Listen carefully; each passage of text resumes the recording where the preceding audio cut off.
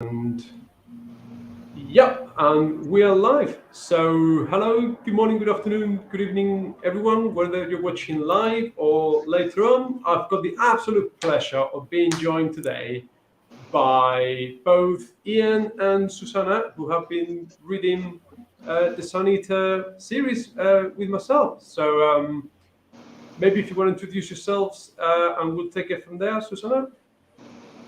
Hello, my name is Susana Imaginario. I write weird mythological fantasy and run a YouTube channel called Den of the Weird.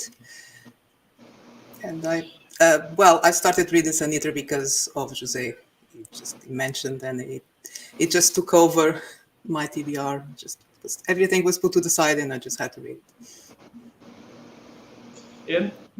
My name's Ian. I'm with B&B Books, and just here to talk about the Sun Eater series. Right. So, first of all, so like a first brushstrokes, quick impressions. Ian, let's take it from that side now. What do you make of this book? Oh boy. Okay, so I really enjoyed the Demon in White. I can say that was definitely a high point in the series. This book, I was pretty disappointed in, unfortunately.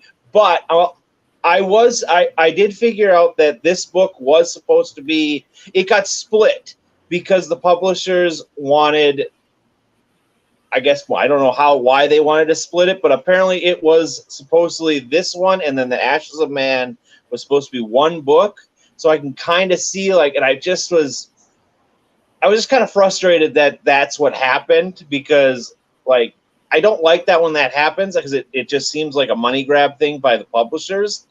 But I was disappointed, I would say, and we can get into the details here later, but I what does everyone else think? Because I was disappointed.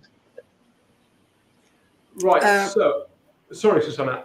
I enjoyed it. I mean, for people that have seen my review, I enjoyed it, but I thought there were some deep flaws in the structure of the story. But the reason Susana's here is because she says she fundamentally disagrees with me. So I wanted to get a different perspective. So take it away. I've seen your review. I've had a few notes. No, this was my favorite in the whole series. I will explain at length afterwards.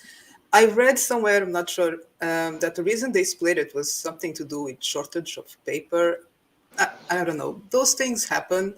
Yeah. But I do think it was a good decision because the book was getting very long. I can't imagine reading again twice. And I already read book 5. So I can see how they would work together. And I think it was a good decision to split. I had to split my books as well for other reasons. And I could see where the patches were just a little bit. But I think it helped the story overall. It helped focus on the different things.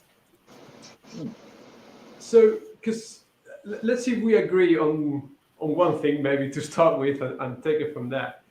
This book does a lot of exposition. We get the whole backstory of the Cielcin, and to me, it gave me those weird vibes, Wheel of Time flashbacks, where there's a lot of people talking. There's a lot of people talking and not a lot happening.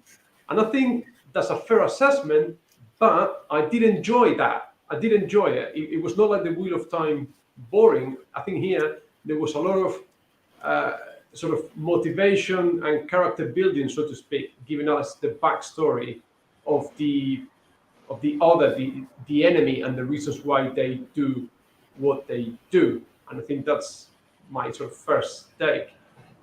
Where do you guys stand on that? Go ahead. Go ahead, Susana.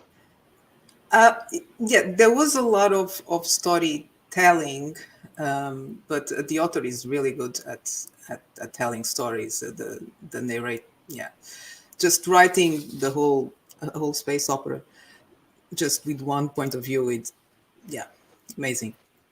But it was necessary, and I think it was not as bad as the Wheel of Time. I know what you mean. It does.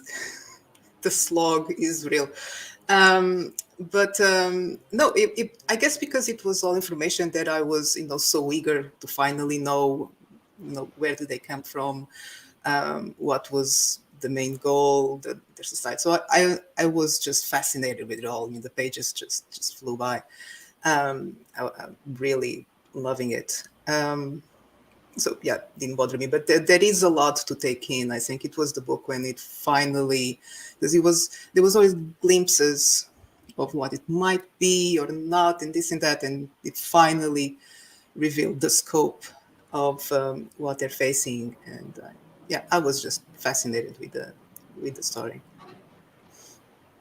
Yeah, I definitely agree with the character building. It's just that sometimes I just kind of want the story to kind of progress a little bit faster. And then I guess the one main thing I was kind of disappointed was like he got captured again, and I was kind of like, we're doing, because in the books that we've all read, he's always just been captured, and this time he gets captured and just tortured. Like it's just like yeah.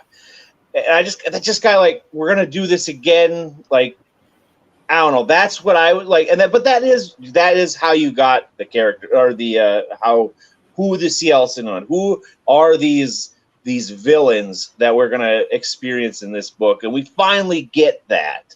So yeah, definitely I agree with it was a great character building book, but I kind of wanted we're fourth book. I just wanted to get going. I still don't know what I know what the main story is, but you know what I'm saying? We're in the fourth book, and I'm just kind of like, can we just progress this a little bit faster, I guess. That's like my main issue with the book. I agree it didn't feel like a slog, but it was damn close to it. I think that's maybe where the issue of splitting the book in two may play a part, is if after all this exposition, then we got like the follow-up in the same term, it may seem like a more rounded story. Whereas by having it in these two chunks, maybe this chunk feels a little bit like this is just like a big exposition dump. Here you go, boom, all of this backstory in 400 pages, and then you go, all right, okay, was there a different way maybe to do this? I don't know. Because is there 7 books, or is there just a 6? Is there Ashes of Man and then the final book? Because if in a lot of those penultimate books, there's a lot of build up to that final book. So I can't remember if there is the 6th book. Is that it, or was there going to be one final? If this and Ashes of Man were combined into one book, is this technically the penultimate book? You know what I'm trying to say? Yeah. I think it was originally planned as 4 books, and now it's 7 books. So the last 2 books were split into. Yeah. So okay. So there's 2 more books after this one. No. There's is there 3 in that case? Yeah. I mean, I don't know. I kind of glimpse things. I haven't really studied the subject. Yeah. I don't want spoilers or too many opinions. Yeah. Can we talk about my biggest gripe with this book? And it's something that Ian has already sort of skirted over. So he gets captured. I don't have a problem with that. He gets tortured to within an inch of his life. Don't have a problem with that. It all makes sense. But the manner in which he escapes seems so contrived, and it seems so false. And I think at one point we were shown like a what could have been, and I would have taken that. We'll talk about it later. Like this other potential way out of this situation.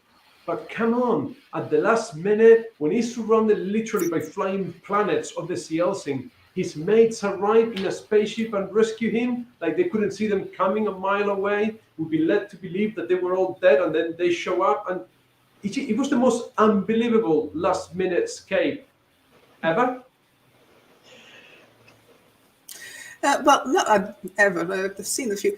It's one of the tropes of space opera. There's always some scene like that, some grand space battle or some grand escape, and things just work out. It is the trope, and I think he played it well. Really? And it was mostly because I think he needed a reset. He needed to kill all those people more than actually, and he needed to tell the story, to take them to that planet, and of course that would be a one-way trip. But then again, he couldn't kill the main character again without a lot of explaining. So yeah, the explanation comes after, and it is a bit contrived, but like I said, it is a trope. I was expecting something like that, some rescue like that, and it happened, and so was happening. But I hated it because whereas I fully buy, talk about space operas and that, Star Wars Episode 4, A New Hope, when at the end Han Solo comes back with the Millennium Falcon and saves Luke Skywalker, we all bought it. I don't have an issue with that because it made perfect sense in keeping with the character of Han Solo and everything. Here, it didn't. It felt very much like I said, I need these guys to come in here and save the day in a manner it didn't feel justified.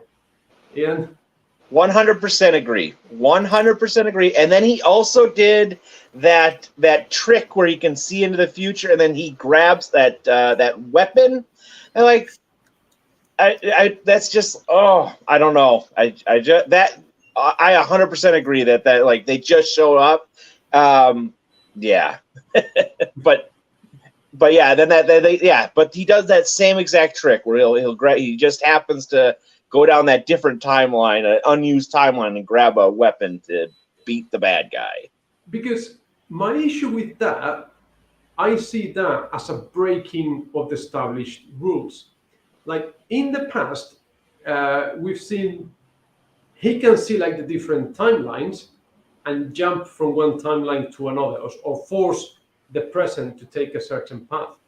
But what we have never established before is that he can talk to his other selves in the different realities and have an exchange of goods. And therefore here, at the most critical time, where he needs it the most, we have this new thing that I need, because otherwise he's dead and I cannot keep on writing my story. So I'm going to break my established rules with something new that I've never shown before. And I think that's a mistake. I don't know, Susana, you as a writer, did you see that differently? I rolled my eyes at that.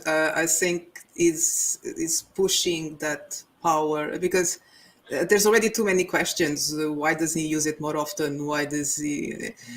It is a rabbit hole. Any power that passes with time or parallel universe of realities, it's gonna be open to a lot of what ifs, and things could have been done better way or different way. It is one aspect that I think is a bit risky. It's been doing fine so far. I mean, it fits the story. I can kind of hand wave a few things, but I did roll my eyes at that one. Yeah. No, okay. We seem to have a general agreement there with that. But sometimes it's necessary to just, for the sake of your sanity and the story, just move on. Yeah, it does that and move on. We'll fix it later. No, I can't do. No. Because that means that there's no stakes. Because at any point in time, he can bend reality in whichever way he needs to do whatever he needs. This is the problem I've got with hard magic systems, and I think Sanderson is guilty of that in Mistborn. You create, or the authors create, this sort of hard magic system where you're meant to stay confined and it's meant to be so that the wizard cannot cast whichever spell they need at the particular point in time. But if then you shoehorn in a way for the main character to bend those rules that you have created, you are not only are you not achieving what you set out to do, you're cheating yourself, and it's just even worse, in my opinion. Well, there is one excuse for that from the very beginning. You know, he's the narrator, and in several instances, you can tell he's not a very good one. He's always hinting at stuff that may or might not happen. You know, you have to take that into consideration. He's the one telling the story. He's telling you what he thinks you need to know, or yeah. And all the, I mean, the thing I like more about the series is it's not the characters or the plot itself. The main character, Adrian, I find him quite boring at times. He's too righteous, a bit of a prude. You know, I have issues with him or buying that he is, you know, this leader. Maybe one day, but you know, it lacks passion. I don't know how to describe. But that's just a personal thing. I am digressing. What was the... Did I start? Yes, the thing that I enjoy more is the philosophy behind it. All the philosophical sides, all the how he mixes historical figures with mythological, with fictional ones, just to get sometimes those points across about human nature. And I think it's in those digressions that the real story is being told. Is all the time trying to tell us something. I have a theory, but I'll say it off camera because I think it's too soon. That's what fascinates me, and that's why when they went to that planet and we learn about the other aliens and the gods, and that for me was just amazing. And I think everything else, the little details of his ability, the battles, the scrabble, even the immense time spans between events, that's all. No, that's the little stuff. That's just the little pieces moving. We haven't seen the grand picture yet, so don't sweat about the details too much. It will all make sense to us, I hope. I think you nailed it right on the head, where it's definitely the main character. Like, in what I like in books, and you nailed it with the philosophy thing. And this has a lot of that stuff, which is cool. I enjoy it in small doses, and this might be why I don't really enjoy this. I'm not personally enjoying the series. Is I'm not into books kind of like the philosophy, and I really need to love the main character, and I don't like Hadrian as a main character. I can't put my finger on why I don't like, and that actually might be what Christopher Ruocchio was doing. Maybe we're not supposed to like Hadrian. In my books, I really want to root for the characters, and I don't have that connection, and I don't like Hadrian, and I really love side characters. And in this series, I think that struggles a little bit with side characters. And talk about stakes, like they're all dead. There's a lot of dead side characters that I really enjoyed, and I wanted to get to know now. Now it's kind of, I don't know, maybe is he going to go into a theory, like is he going to go into another timeline and get some of his friends back in later books? I don't know. That's a possibility. He's shown that he can go get stuff from another timeline. So is he going to bring back some friends? But you definitely nailed it with Hadrian's not likable, to me at least. And that might be a problem. That might be the reason why I'm not really enjoying the series as a whole. But I really like what the philosophies. It makes a lot of sense. Like it's pretty cool if you're into the philosophy of a book. I think that philosophy thing is what saved this book from just being a boring Wheel of Time slog. It's kept it more interesting.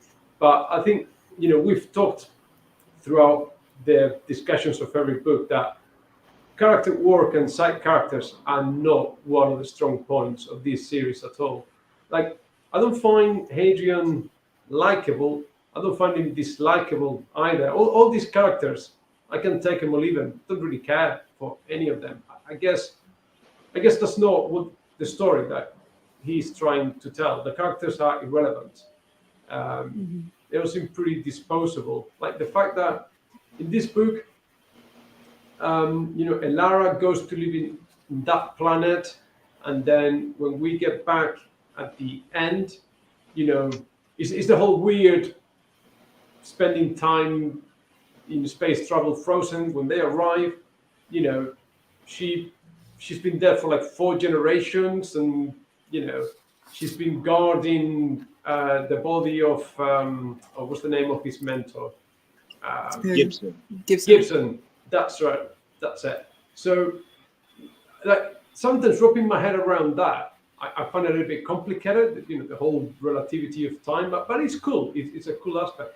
But yeah, I couldn't care that Elara was dead. I couldn't care that any of them died. And we have never been shown any moments where Hadrian has had some kind of intimate moment or emotional exchange with any of these characters. We had a little bit of that in the first couple of books, maybe with Switch and the girl from the streets in book 1, but really, yeah, all the supporting set of characters are pretty forgettable. Well, not forgettable, but they are kept at a distance. The way that he describes them. I mean, he says, all good things about them and how loyal they are and how they've been through this and that together. Even when he talks about Valka, but it lacks that passion. Even when he talks about himself, when he talks about his flaws, he's not actually that flawed. I don't know. For example, I read the novella in book 1.5 that it's about his brother and sister. I enjoyed that immensely. It didn't even look that it was written by the same person. It had a completely different tone. It was so much cheerful, and I ended up really liking his brother, Crispin. Is that the name? See, I don't forget. Yeah. Which it came across as a huge dick in the first book, and I was like, no, this because he was flawed, but he's a lot more genuine, a lot more open. With his emotions. I think Adrian is very closed off, and I think I don't know if it's intentional or not. It would be great if it is intentional, but I always got that feeling that I don't trust him. He's telling me all these things, but I don't trust. I don't know if it is intentional or if it's just me projecting some of my ideas onto the book, but I think it's one of the reasons we don't like him that much, because he's not as likable. It's just too it's fairly bland, perfect sometimes. Almost predictable. And what about, there's still no sign of all the abandoned plot lines of the many marriages that he was proposed for and all the stuff that's been totally abandoned 3 books ago or 2 books ago, isn't it? Well, apparently it happened in different timelines. I don't know. Yeah, I've got no hope of any of that stuff coming back. I mean, whatever happened to? Oh, go ahead. The marriage with the princess might still happen. I don't know. I don't have any hopes. Whatever happened to that Alexander? Like, do we even get like a resolution to that storyline too? The boy that he was going to take, is it Alexander? Oh, the one of the sons of the emperor. Yeah, because there was a big source of sort of friction and tension there, isn't it? Yeah. That may still come back in the next book. Susana, blink one for yes, two for no. But other than that, there's just sort of very many abandoned plot lines that I don't know. I think they demean the work. I think if you could bring all of that together, or if you could juggle all those many different balls in the air at the same time, I think the series would have been a lot more fulfilling, and it would have had a lot more emotional stakes. As it stands at the moment, this is not really, it's not blowing my mind.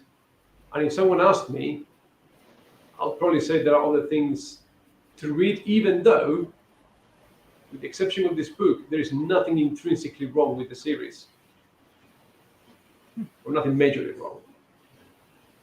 Yeah, no, and I still believe a lot of those plot threads that seem forgotten. I mean, there's still books to come. I think they are just put on hold because I mean, one of the strengths of this book, like I said, is that you can get away with a lot by being just the one point of view, the one narrator. But with such a large scope, is also missing a lot. Like when you have multiple points of view, you can show different perspectives, see different places. It's much easier to put the pieces, assemble them separately and then bring them together. If you just have the one, so things need to kind of be put on hold. It doesn't mean that they are forgotten. I don't think so. I think very few words are put in that book, or very few scenes and events without a reason. I guess you're right, and if but maybe it's a constraint of the chosen narrative method. If everything is told from a first-person perspective recollection, like getting all those moments between characters that I was talking about before, will make the books even longer. And Exactly. and I don't know if then that would become it would drag the whole thing, wouldn't it? Because they're already relatively chunky as they are, particularly the first two. So.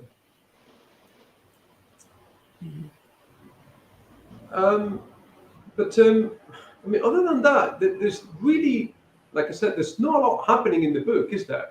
Yeah. What are you talking about? We learned loads. Almost everyone died. How many years passed? Like 100 odd. No, I disagree with that. I think a lot happens. It's just, again, such a large scope. You have to kind of stop and assess every event. We learn a lot, but what actually happens? So we have a set piece. We have a set piece action at the beginning of the book, similar to the ones we've had in the past. He gets captured, he gets tortured, he gets rescued. That's it. That's it. But we learn about a new faction. Yeah, but in terms of that was very important. Have we? We haven't really moved forward.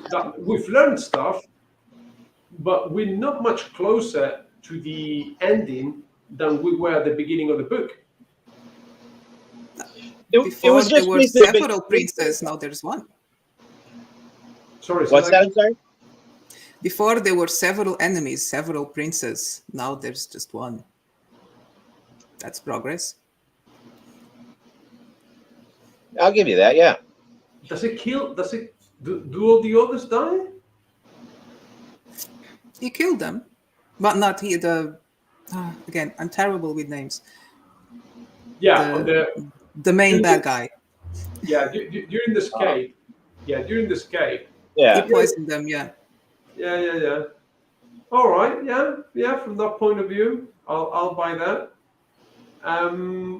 He kills that main one in the early part of the book, or not the main one. That other in the first part of that book, he does kill that one. I thought he was one of, not the main general, but he does kill that one general. It was one of the 6, yeah. Yeah, one of the 6, the prince. Yeah. Yeah, fair enough. Fair enough. But I will give you, this was a huge info dump of a book.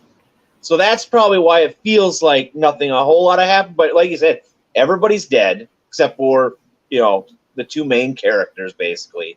And then, yeah, he gets captured, tortured. That's when you figure all this stuff out with the Seal Sin, who they are, all that fun stuff. And then rescued, does his magic trick that he does to do the timeline, fights the bad guy, escapes, and then, yeah. I see what you're saying, but yeah, definitely a big info dump.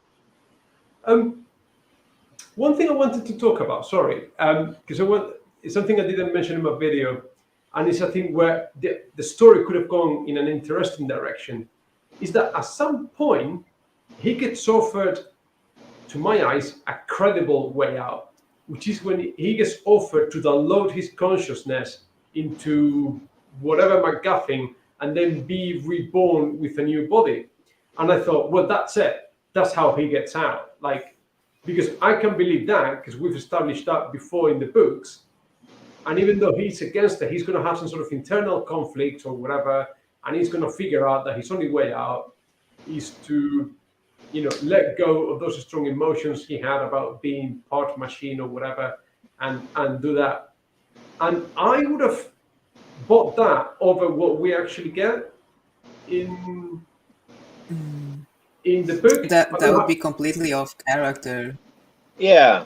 Because keep in mind that he is completely averse, it's like the worst thing ever for him, it's indoctrinated into his mind that everything to do with artificial intelligence machine, that he would never do that. But that wasn't the main reason why he declined. He didn't want her to have access to his brain, to the patterns of his brain. So what is he hiding? I get all of that. But that's why I said, just don't take it, like I said, going to some sort of internal conflict battle thing. He thinks everything is lost. He thinks that all his friends are dead, that Valka's dead, that they're all being captured, and that's his only way out. And I don't know, explore that inner turmoil over a few chapters, and eventually he takes that out. I get that, and it could have opened up, interesting possibilities for later. I don't know. What do you make of that, Ian? I agree. It's just not like I don't see. It's not part of his character, I guess, because in the past 4 books, it just wouldn't have worked, I guess. But and then I guess I didn't think about that never crossed my mind where that's his way out and stuff like that. But yeah, it's just not in his character, in my opinion. Yeah, but he's been pushed so far. He's almost dead. Apparently, he's been tortured for years. We learned, when he's hanging from that chain for years or whatever. I don't know. Push a man enough, and he might do something unexpected. Got to get that revenge. Yeah. All right. Well, that was disappointing. I thought that would have been. I really thought that was his way out. Anyway. Mm-hmm. Yes, 7 years is a long time. Yeah, there you go. Do we know how much time has passed since the first book? I can never keep up where we're at in the timeline. Baby, are you streaming? Okay, the internet is nearly stopped. No, I've got no sense. Like hundreds of years since book 1, I'm assuming, in between, with all the space travel and all the stuff, hundreds and hundreds of years. Yeah. Probably Ruocchio doesn't know himself. I suspect he doesn't have a little long piece of paper hanging on his office where he's got like a timeline of events. Maybe he does. Yeah, I've never read a story like that before. I'm not. This is like I said. This is why we did this series with the science fiction, because we just wanted to see what it was like. Because I've read Dune, and that's basically it for science fiction for me. And we picked this one up because it was a cross between science fiction and fantasy. It's really turned out that maybe I'm not a fan of science fiction, but that time stuff is really, I don't like it. I don't know why. Every book we find out, like, it's not like a traditional continuous story. Like the third book leaves off right where the fourth book comes up, like, or the third, second. You know what I'm saying? It's just not that continuous thing. It's throwing me off. I don't know why I don't like it. I don't like time jumps for some reason. It's just not my thing. Fair enough. Yeah, it does have a lot of that. Maybe it takes a while to get used to. I don't know. Like because just like you and all this, I've only read the first Dune book. I don't think I've read any Asimov stuff. I haven't really read much science fiction, so I don't. Yeah, I'm just not used to it. I don't know if it's a common theme to sci-fi or not. I have no idea. Maybe someone can illuminate us. It depends. It is fairly common. Yeah, you always have to take into consideration the time that it takes to get from one planet to the other, I suppose, unless you're using wormholes. And yeah, there's always some time-space element to it. Yeah. Which, like I said, it was exactly what attracted me to the series in the first place. When Jose was ranting about, complaining that he was complaining, waiting 10 minutes after being, frozen for I don't know how many years. And I was like, aha. Yeah. That's the big sort of moment of the series for me. The whole sunset up. You travel for hundreds of years and then you get annoyed for waiting for 10 minutes. So I don't know. I mean, where do we stand on the next book? Because I was talking to Susana off camera before. I don't think the paperback becomes available here until November. Yeah, sorry. Rob is an old colleague of mine, so he knows me and my wife. And shameless plug. So, Rob, are you still running a hostel in Romania? So, if you wanna, I'll give you free advertising there. Let us know. So, so we spent a lot of time together. Gosh, it's been 12 years ago that we used to work together. Anyway, so like I said, like the next book is not available here until November. So maybe leave Ashes of Man for December read. Ian, I would agree. I'm not going to buy any more of the books, but I'm renting the last two from the library. It's just not something that I don't think I'm going to keep on my bookshelf. It's like, I don't know why. I'm not enjoying it. Like I said, this was a disappointment, but I'm curious to see if he can, like, what's that? Because it was supposed to be the one book. So I want to see the whole picture before I actually like grade this book, if you will. Because right now I was just disappointed. Like, he was doing the exact same thing. All his friends are dead. Like, I get having stakes, but Jesus, that was bad. That was not bad. Bad for Adrian. But I'll read Ashes of Man to actually figure out, okay, let's see what he was trying to do here. But I'll probably just get it from the library. But I'm totally good. Yeah, wait until the paperback comes out.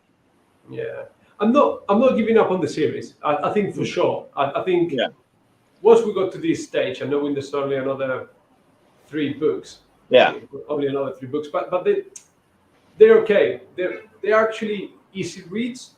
At the beginning, you get 600 pages, 700 page tome, and you go, oh, but actually, once I get going through them, they're fairly easy to read. The chapters are small or short. I think that helps. And I'm definitely sort of gonna see it through, and I'll probably reserve judgment for the whole thing, like an overall impression at the end. Oh God, okay, so we're gonna go off on a totally different conversation Oh here. boy, here we go. If you could only keep 3 books in your collection, oh Christ, 3 books. Susana, that's one for you. You start. Only 3. Oh Only dear. 3 books in your collection to keep. And Can I keep mine? Now let's see. I don't know. can we Your do own series? Can we your do own series instead? Your own series is only 5, Susana. So Yeah, it wouldn't fit. I don't know. Wedding Heights, Hyperion, and just because we are here, Empire of Silence. And 3. Oh, 3 is not enough. no. Yeah, that's not. I can't even keep the 4 of Faithful and the Fallen. Like that's give me 4 books, I'll keep the Faithful and the Fallen. Yeah. But now I want 7 because I want the next trilogy as well. Oh man. So depends. If you count Lord of the Rings as one single book, I'll have Lord of the Rings. Cheating? Well, okay. So if it's separate books, then just Lord of the Rings. I'll happily reread Lord of the Rings. That'll be. But that's a hard question for anyone like us with hundreds of books on our shelves. That's just, you can't do that. Doing a disservice to everything else there. But yeah, just to finish off things and just go on a completely different direction here. But Ian, you had a moment.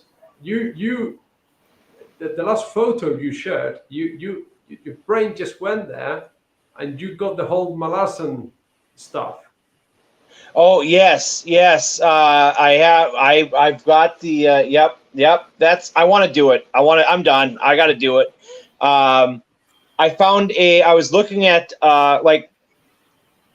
It's an undertaking, so I was looking at the ways that because I did read the first book, and that was about what, half a year ago, and it's hard. It hurt my brain. You had to take breaks for me anyways, but I did hear that the first book is the hardest to get through, and then it starts going. But I was looking at ways you could do this, and one is buddy reading, because it's just you gotta be able to talk about it.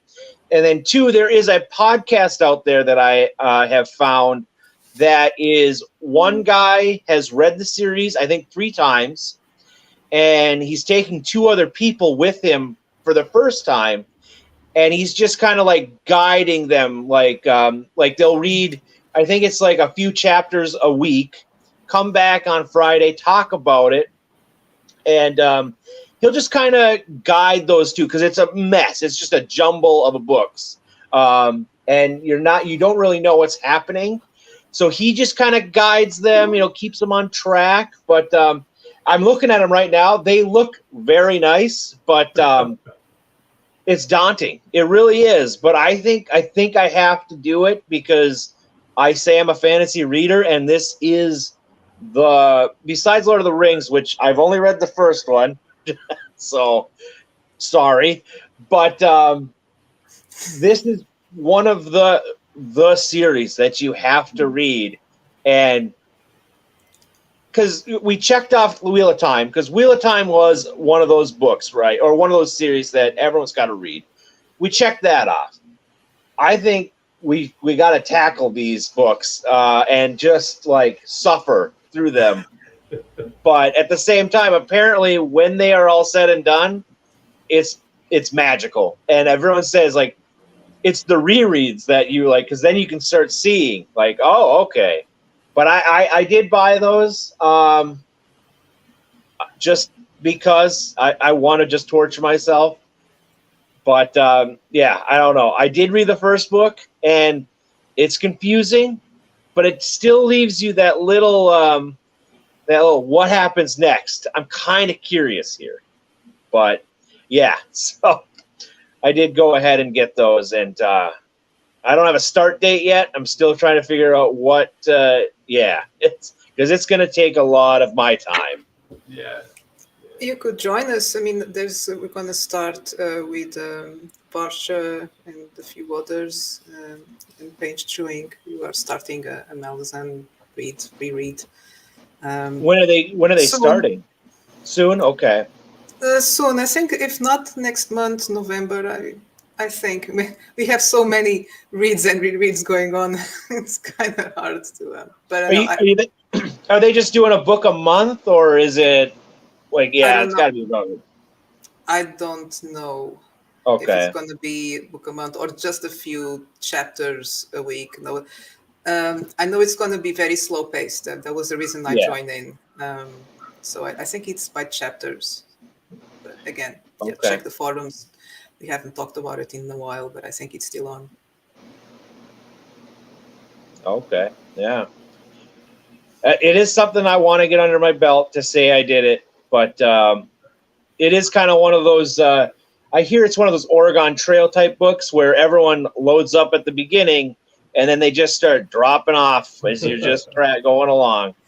So I bought them, so I got to do them all. No matter how long it takes, I got it. I'll get this story down. Right, I don't know. It keeps creeping up in every conversation, so I think it's a case of when, not if. Definitely stay tuned.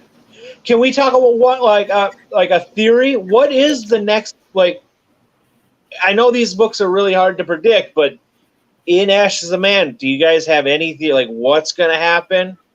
Because I'm honestly I don't have anything. I do not know what's like. Obviously, he's going to still be fighting the seals and stuff like that, but well, Susana's read it, so I think the next. Oh, you read it? Okay. I think the next book is going to be political intrigue. He's going to go back to the Empire. He's going to have dealings with the Emperor, and we're going to have a bit of politics in there, I think. That's pretty much what. Yeah, definitely. And Susana's there biting her tongue, trying not to say anything.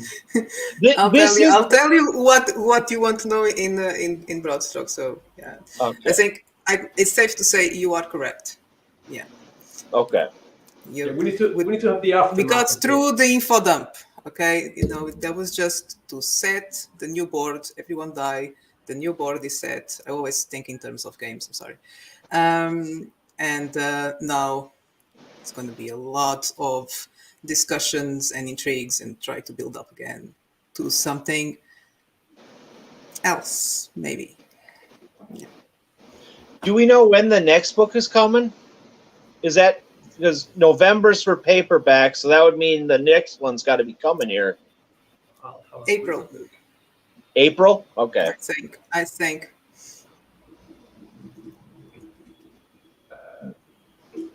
I don't know. Just googling quickly, release dates, but I don't know. Although he's changed publishers, I don't know if that will have an impact. I guess it's one of the issues. Or not. Anyone who has issues with not having, identical books in the collection. Yeah. I don't care. Yeah, I don't. Is it Ashes of Man? But Howling Dark. That was book 2 or 3, wasn't that was it? book 2. Book 2. Yeah. I don't know. It says here coming soon, 26th of November. Must be a new edition in paperback. Yeah, he has those new. He's got some new books, like new edition books coming. Right. maybe with his new publisher, maybe he did a whole new reread. Whatever you do, don't look at the blurb. Okay. Just look at the date. So, I think it's April, but yeah, I read the blurb and I was annoyed because there's a major spoiler in it. Okay. so I knew he signed. He signed for I don't know how you pronounce it. Bain Books. Bain, yeah, Bain. Bain Books. The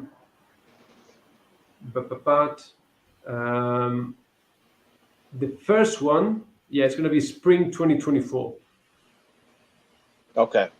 So the last two are coming out, one next year, and I don't know where the other one is going to be. All right.